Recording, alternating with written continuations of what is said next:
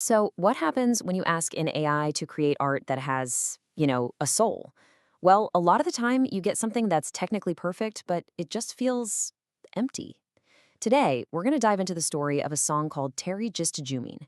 It's this incredible case study that might just hold the secret to solving that exact problem. How do you give a machine a human heart? This quote from one of the creators, Dr. Hassan Raza, really gets right to the heart of our story. See, this isn't about technology replacing us. It's about a future where our technology actually learns to listen, and where the human heart can find its voice in brand new, pretty amazing ways. Okay, so our story kicks off with a poem that's basically looking for a soul. Let's meet the two creative minds who started this whole journey. On one side, you've got Adila.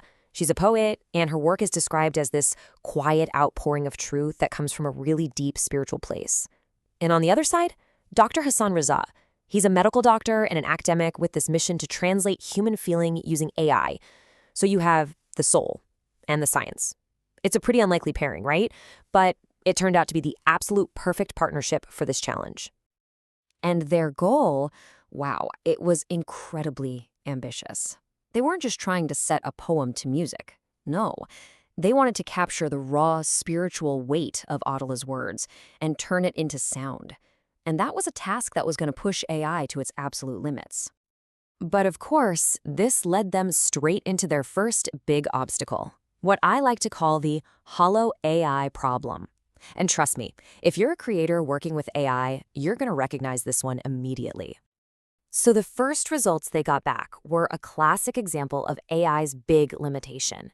The algorithm cranked out these melodies that were, well, technically flawless. I mean, they followed every single rule of music theory to the letter. But that's all they were, calculations. The human connection, that spiritual weight of the poem, it just wasn't there. It was gone. And this is the phrase from the source material that just sums it all up perfectly.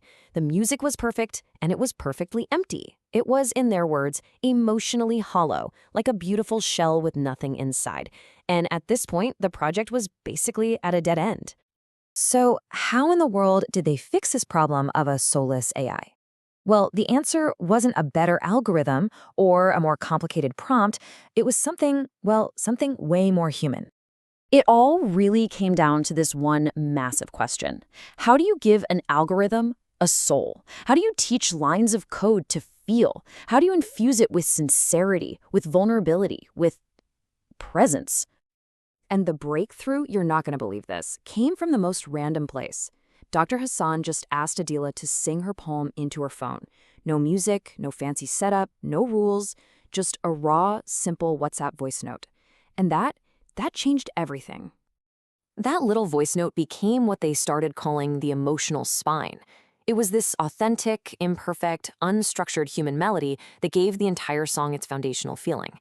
It wasn't just data for the AI to analyze, it was a soul for the AI to follow. All right, so with this emotional spine as their guide, they started what they called a process of sonic resurrection. Let's break down how Dr. Hassan masterfully built the final, absolutely breathtaking piece of music. And this is a really crucial shift in philosophy, right? The goal was no longer about asking the AI to create emotion out of thin air. Instead, the AI became this powerful tool to enhance and build an entire world around the human emotion that was already there. And this slide just lays out the alchemy perfectly. First, the seed. Adila's raw, imperfect melody was the absolute core of the song, untouchable. Second, the space. Instead of just generic reverb, Dr. Hassan actually prompted the AI to recreate the historic acoustics of the Shahi Hammam, which is an ancient bathhouse. And this gave her voice this incredible lived-in resonance. And finally, the rhythm. He layered in these Mughal-era drum beats, which grounded the whole song in this deep, rich cultural and historical context. So, what does this amazing story actually mean for other creators out there? Well, the process behind Terry Just Dujime gives us a really clear and powerful blueprint. For any artist, any musician, any filmmaker who's been struggling with that same emotionally hollow feeling in their AI-assisted work, this case study is your practical guide. It shows you how to make the technology serve the art and not the other way around. So here it is, the blueprint. Step 1. Start with human imperfection. A raw hummed melody, a simple voice note, whatever. AI is brilliant at refining things, but it can't create sincerity from scratch. That has to come from you. Step 2, contextualize the sound. Don't just ask for reverb, ask for the acoustics of a specific, real place to give your creation a sense of history and depth. And a final tip for those of you working with visuals, segment your prompts. Match each little lyrical phrase or emotional beat with its own unique visual idea. That way, your story and your imagery are always moving together, perfectly in sync. You know, when you boil it all down, this project proves something pretty profound.